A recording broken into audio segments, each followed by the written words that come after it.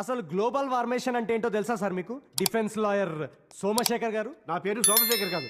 సుశీల్ ద్వారకా ప్రసాద్ గారు. ద్వారకా ప్రసాద్ వాడవుడు.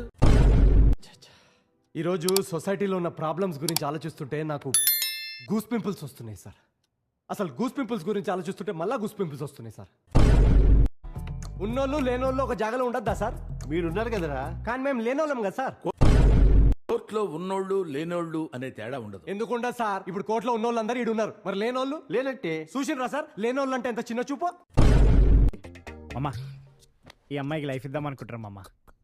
వదిలేస్తున్నావా? మీ తరఫున వాదించడానికి ఎవరైనా ఉన్నారా? మా కేసు మేమే వాదించుకుంటాం యువర్ ఆనర్. తీర్పు కూడా మీరే ఇచ్చుకోండిరా. రే మనం ఎందుకు ఇక్కడ, వెళ్ళిపోదాం రండి. ఇచ్చేయండి సార్, బెయిల్ ఇచ్చేయండి. బెయిల్ అంటే ఇవ్వండి రా. బెయిల్ అంటే ఇవ్వండి, లాయర్ గారు చెప్తున్నారు కదా. Satish, according to Indian constitution I'm still uncriminal till proof. Constitution రాది. మన లైఫ్లో లైఫ్ అండ్ డెత్ సిచ్యువేషన్ వచ్చేసిందిరా. మన ముగ్గురులో కూడా చచ్చిపోయినా పర్లేదు, మిగతా ఇద్దరు సంతోషంగా ఉంటే చాలరా. మీ ఇద్దరులా ఒకడెవరో డిసైడ్ చేసుకుంటారా? మామ మా ముగ్గురులో నువ్వే కదరా. ఏంది బకరగండా?